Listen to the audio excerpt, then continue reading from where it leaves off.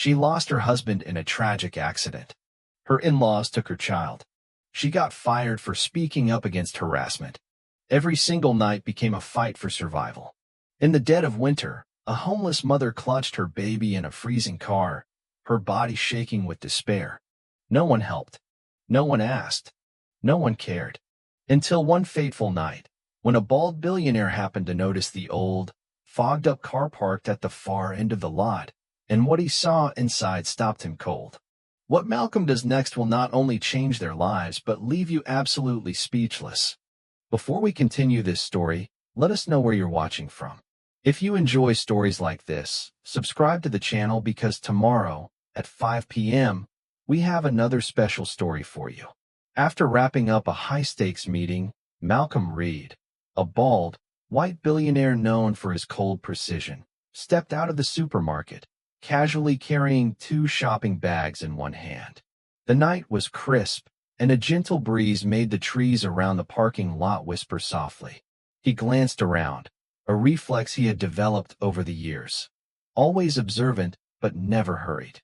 It was a habit that kept him grounded in reality, even when everything else around him felt orchestrated and artificial. Malcolm returned to the parking lot. That's when something caught his attention. An old car, a model that looked decades old, was parked in a far-off corner.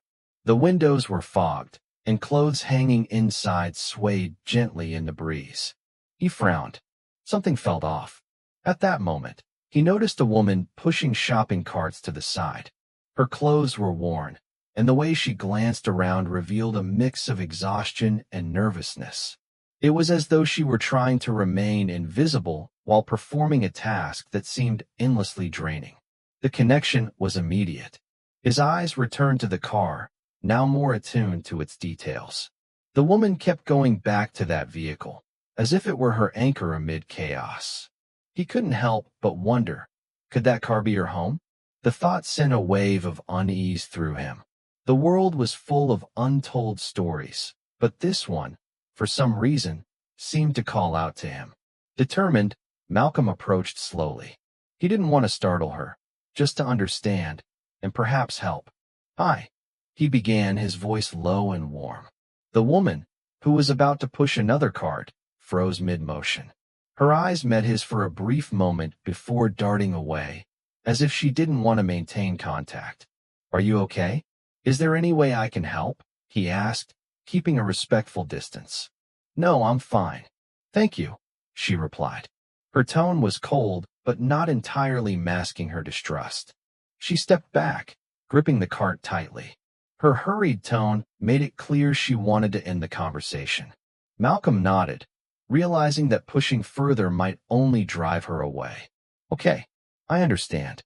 If you need anything, I'll be around." She didn't reply. With quick steps, she returned to the car, opened the door, and got inside almost automatically. Malcolm stayed where he was, watching as she settled into the driver's seat. Then he saw it. Through the fogged window, the silhouette of a small baby came into view, shifting slightly in her arms. He blinked, processing the scene. His chest tightened. He knew he couldn't just walk away. Something about that woman and the child compelled him to act. As she adjusted the baby in her arms, Malcolm turned to leave, but the image stayed etched in his mind. When he got into his car, he cast one last look toward the far corner of the parking lot. The silhouette of the baby was still visible. Malcolm closed his eyes for a moment, letting the weight of the situation sink in. As he started the engine, one thing was certain. He wouldn't be able to ignore what he had just witnessed. The next morning, Malcolm Reed found himself driving back to the same supermarket. The previous day hadn't left his mind. The image of the woman pushing carts, the tension in her shoulders, and the old car with clothes hanging inside haunted him. He knew he could have ignored it, but something about the situation wouldn't let him turn away. Parking in the same spot as before, he looked around. The car was still there, in the same corner, with its fogged-up windows and visible belongings. A few meters ahead, he saw the woman again. This time she was carrying a plastic bag in her hands as she walked toward the vehicle. Malcolm waited, watching from a distance as she placed the bag in the back seat. After she got into the car, he grabbed two things he had brought from home: a bottle of mineral water and a new blanket, still in its original packaging. He knew any gesture needed to be discreet, something that wouldn't make her feel exposed. He calmly walked up to the car and placed the items on the hood, ensuring they were clearly visible. Without saying a word, he returned to his own vehicle and waited. A few minutes later, the woman opened the car door and peeked at the hood. Her eyes fixed on the items, and she looked around as if trying to spot who had left them there. Malcolm remained silent, waiting for her to take the items before her courage disappeared. Hesitating, she finally grabbed the bottle of water and the blanket. He noticed her lips moving, as if she murmured something, but he couldn't hear it. Once she took the items, she hurried back into the car and shut the door. Malcolm started his car and left the parking lot, feeling a mix of relief and frustration. He had done something, but it still felt like it wasn't enough. On the third day, Malcolm returned to the parking lot. He knew he needed to speak with her again, but this time with more care. Watching from a distance, he saw the woman pushing carts again, her face etched with exhaustion. He waited until she was near her car before approaching. "Hi," he began, his voice soft, almost a whisper. She stopped, surprised and visibly uncomfortable. "I'm the guy who left the water and the blanket yesterday. I hope you didn't feel uncomfortable." The woman looked at him, the same weary gaze from before still present, but there was a faint shadow of curiosity. "You why?" The question came quickly, almost like an accusation. "I saw you here yesterday and thought you might need them. That's all," Malcolm said with a shrug. He knew that in situations like this, pushing too hard could backfire. "I understand if you don't want to talk to me. I don't want to invade your space." She stayed silent for a moment before replying. "Thank you for the water and the blanket." Her words were cautious, as if each syllable carried the weight of fear, afraid to reveal too much. Malcolm nodded, respecting her pace. "I just want to help, if you'll let me. And if you don't, that's fine too. But sometimes, accepting help isn't weakness. It's just a way to move forward." The woman didn't respond directly, but Malcolm noticed a slight relaxation in her posture. She still seemed reluctant, but the brief gratitude was progress. He decided not to push her further. Malcolm was about to return to his car when a sound caught his attention. It was the muffled cry of a baby coming from inside the car. He stopped and looked in her direction, but didn't ask questions.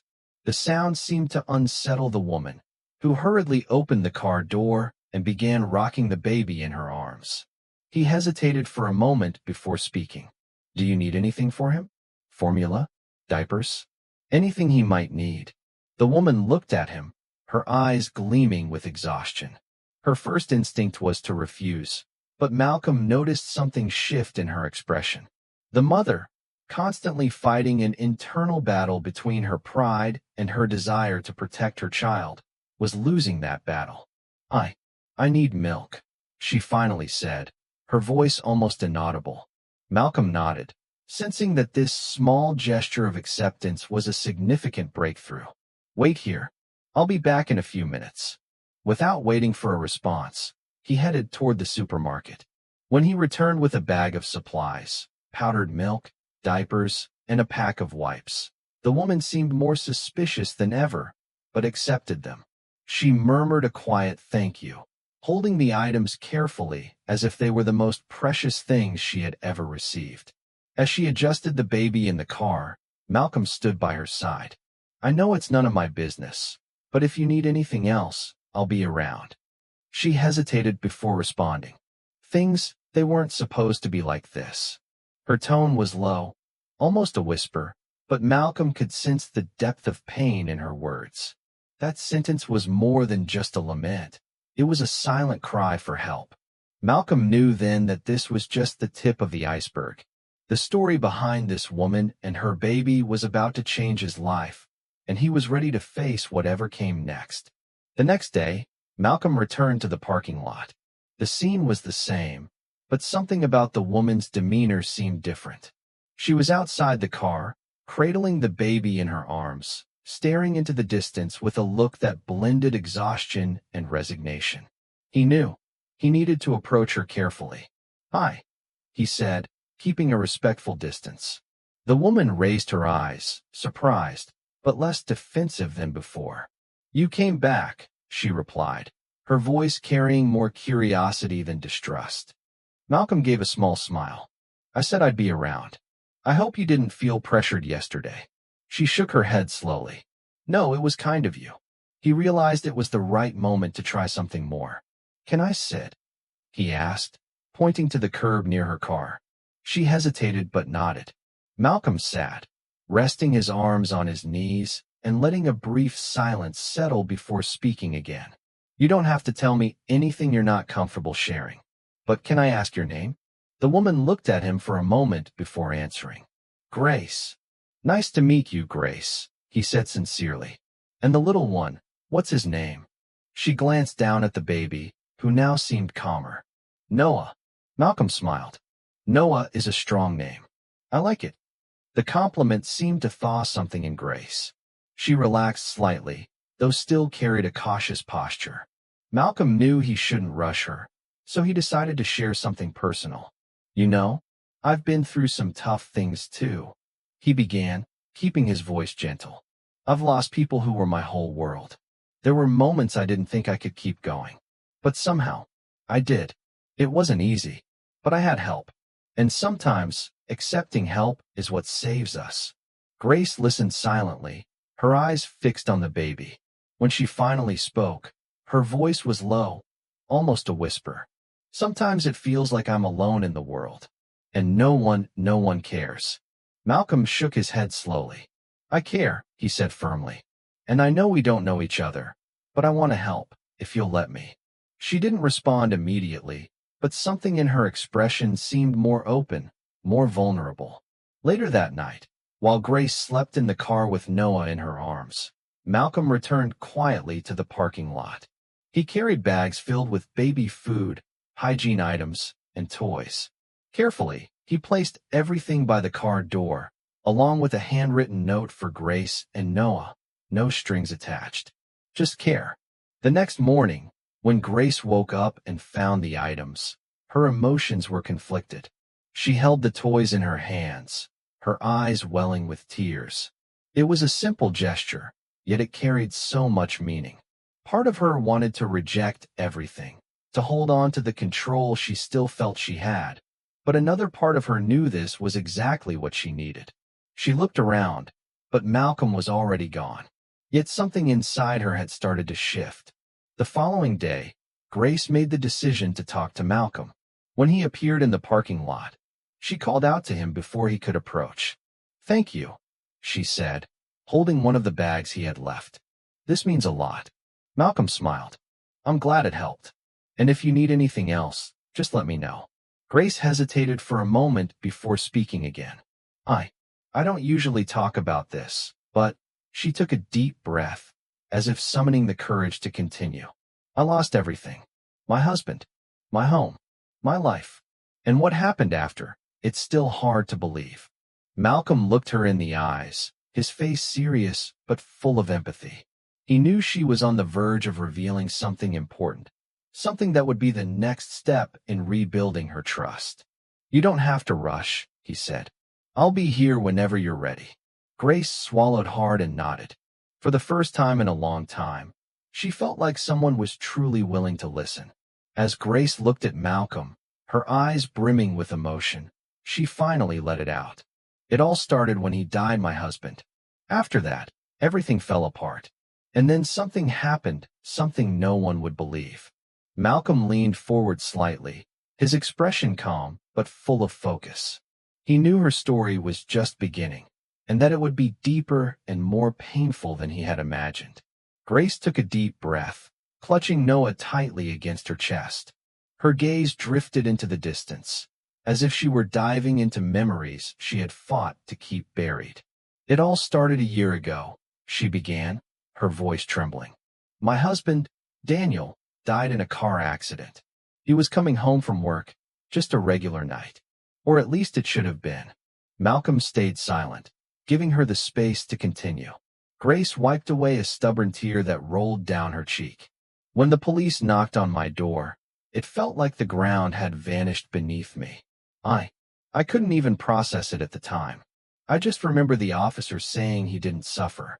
But that didn't matter. He was just gone. She paused, her lips quivering as she struggled to maintain control. After that, everything turned upside down. The life insurance didn't cover enough.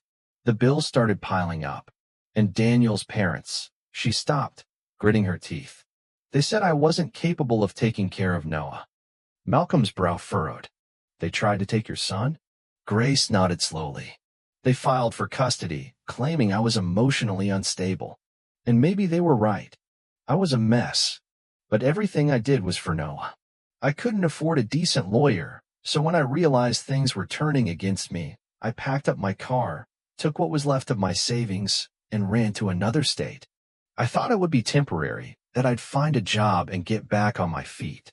Grace continued, her voice filled with bitterness. I found a job at a cafe. I started saving money, and for a while, it felt like I was making progress. But then a customer started harassing me. He'd say disgusting things. And one day, I snapped and yelled at him. I tried explaining to the manager, but he didn't care and fired me. Malcolm closed his eyes briefly, feeling a knot in his stomach. He could see the pain in Grace's eyes, each word revealing the weight she carried. With the money running out, I got evicted. The car became our home. I tried looking for work, but it was hard with Noah always with me. No one wanted to hire a mother who, they said, wasn't dedicated enough. Since then, I've been living like this. Every day, just trying to survive. Picking up odd jobs, pushing carts, hoping no one notices we're living here. She finally stopped, her eyes filled with tears. And I know it's wrong. He deserves more. I should be doing better. But I'm just so tired. Malcolm felt his chest tighten as he listened. He leaned forward, resting his elbows on his knees. Grace, he began, carefully choosing his words, you're fighting a battle no one should have to face alone. And no one can blame you for that. She lifted her eyes to meet his, disbelief evident in her expression. But I should have figured it out. You're trying, Malcolm interrupted gently. That's more than many people would do. You're fighting for Noah every single day. And that's something incredible. Grace stayed silent, letting his words sink in. Finally, she murmured, what do I do now? I'm at the end of my rope. Malcolm looked directly at her, his determination clear. We'll figure it out. Together. I promise. Wait here. I'll be back in 15 minutes. Before she could respond, Malcolm stood and walked toward his car. He had a plan, and he was determined to change Grace and Noah's lives forever. As Malcolm drove away from the parking lot, Grace watched him in the rearview mirror, her heart torn between hope and fear. She wanted to believe he could help her, but life had taught her not to trust so easily. Inside his car, Malcolm grabbed his phone and started making calls. He knew he needed to act fast. Whatever came next would be the first step toward transforming Grace's situation and giving her the fresh start she so desperately needed. 40 minutes later, Malcolm parked back at the supermarket, his car engine still running. Grace, sitting in the old car with Noah, raised her head at the sound. Her eyes held skepticism, but there was also a spark of curiosity. Malcolm stepped out of his car and walked toward her, holding a small envelope in his hand. He stopped at a respectful distance and raised the envelope. I got a room for you and Noah. It's a simple motel, but it's clean and safe. You can rest there tonight, and tomorrow we'll figure out the next step. Grace stepped out of her car, holding Noah tightly to her chest. Her eyes shifted between the envelope and Malcolm's face, clearly conflicted. I can't accept this. I don't want charity. This isn't charity, Malcolm replied, his voice firm yet gentle. It's help. We all need help sometimes. Please, let me do this for you. She hesitated, the weight of exhaustion evident in her posture. Finally, she extended her hand and took the envelope. Inside, she found a room key, a note with the motel's address, and some cash for food. She swallowed hard, feeling a mix of relief and shame. Thank you, she said at last, her voice barely audible. Malcolm smiled. "You're welcome. I'll drive behind you to make sure you get there safely." The motel room was simple, but to Grace, it felt like a luxury. There was a large bed, clean sheets, and a small private bathroom. The soft yellow glow of the bedside lamp created a cozy atmosphere. She gently laid Noah on the bed and tucked him in carefully. For the first time in weeks, he seemed to sleep deeply, free from the noise and discomfort of the car. Grace sat on the edge of the bed, her eyes welling with tears as she looked at her son. The tears began to fall uncontrollably. It was the first time in a long while that she felt a semblance of safety, a glimmer of hope. She glanced at the note that came with the key. The simple words written by Malcolm echoed in her mind. "You're not alone. We're in this together." Outside, Malcolm stayed in his car for a few minutes after dropping Grace off at the motel. He gazed at the night sky, the stars faintly shining against the backdrop of the city. His mind raced with thoughts. He reflected on how Grace's life had reached this point, the injustices she had faced, the daily struggles, and above all, what he could do to truly help her rebuild her life. He knew that offering a comfortable night or a bit of money wasn't enough. She needed something bigger, something that would give her and Noah a chance at a dignified new beginning. Picking up his phone, he began making more calls. He had resources and connections, and he was determined to use them. "We're going to start something big," he murmured to himself as he typed a message to a close friend explaining the situation. "No one deserves to go through this alone." Inside the room, Grace tucked Noah into bed and, for the first time in months, laid down on a real mattress. Exhaustion quickly took over her body, but before falling asleep, she whispered to herself, "Maybe, just maybe, this is a beginning." Meanwhile, outside, Malcolm finished an important call and looked at the lit motel in the distance. A determined smile spread across his face. He knew the next step would be crucial, and that he was just beginning his mission to give Grace and Noah the life they deserved. The next morning, Malcolm woke up early, ready to put his plan into action. He had spent the night contacting friends, activating connections, and brainstorming practical solutions to help Grace and Noah. To him, this wasn't charity, it was about giving her the opportunities she needed to rebuild her life. His first stop was a community center he had supported in the past. Speaking with the director, he explained Grace's situation. She needs temporary housing, social assistance, and if possible, a job. She's a fighter, but she's trapped in a cycle that's hard to break. The director nodded in understanding. "We can arrange temporary housing for a few weeks and connect her with social workers. We can also refer her to some job opportunities." Malcolm thanked her sincerely, and before leaving, he made a significant donation to the center. He knew Grace's help was the priority, but he wanted to ensure others in similar situations could benefit too. Later that afternoon, Malcolm returned to the motel. Grace was sitting on the bed with Noah in her arms when she heard a soft knock at the door. When she opened it, she found Malcolm standing there with a warm smile and a few shopping bags in hand. "I brought something for you," he said, handing her the bags. Inside, there were new clothes for her and Noah, along with a basic hygiene kit. Grace looked at him, clearly moved. "I don't know how to thank you. You've already done so much." Malcolm shook his head. "You don't need to thank me. But if you're ready, I'd like to talk about the next step." She nodded and invited him in. While Noah played with one of the toys Malcolm had left in the car days earlier, Grace sat and listened intently as he explained what he had planned. "I found a place for you and Noah to stay for a few weeks while we organize everything else. It's temporary housing, but safe. And there are people there who can help. Also, I've spoken to some contacts about job opportunities.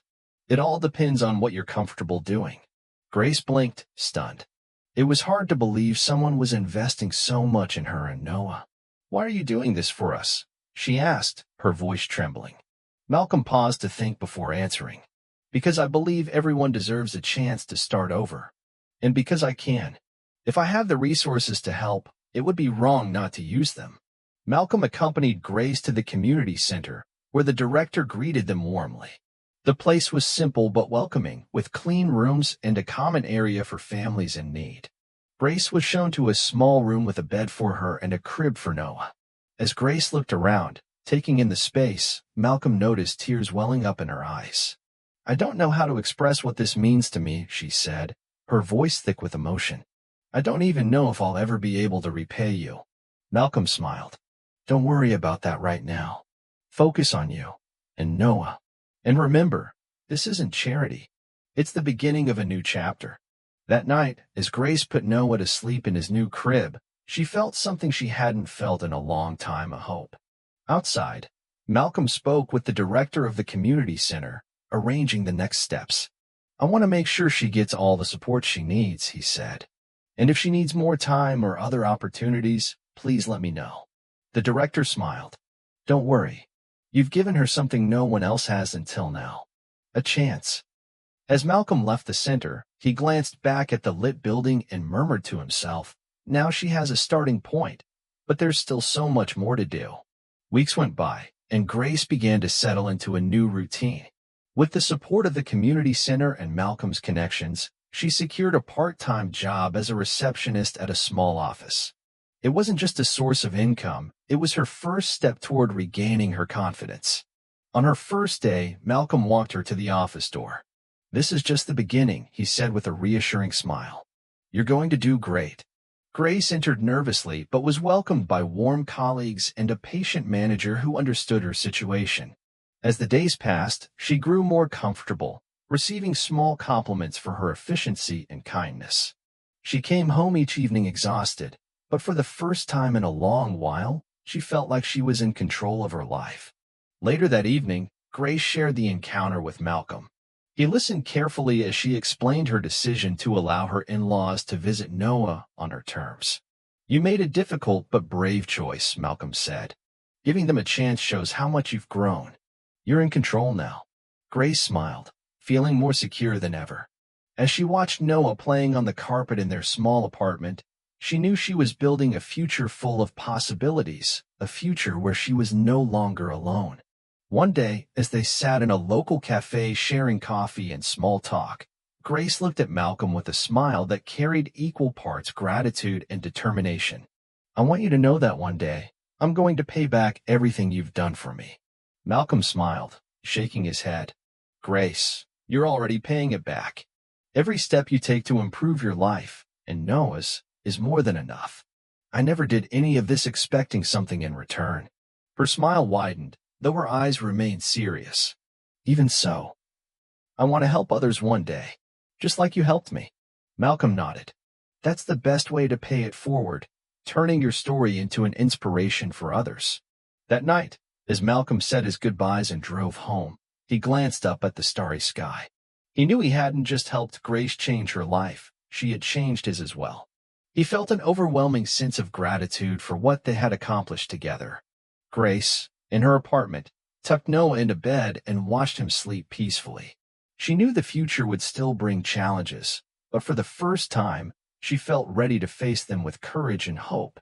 Her story was far from over, but the next chapter already seemed promising.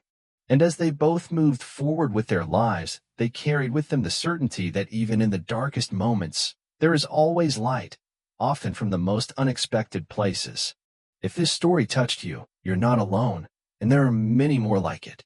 Click the screen to discover more powerful stories of hope, compassion, and the strength to overcome.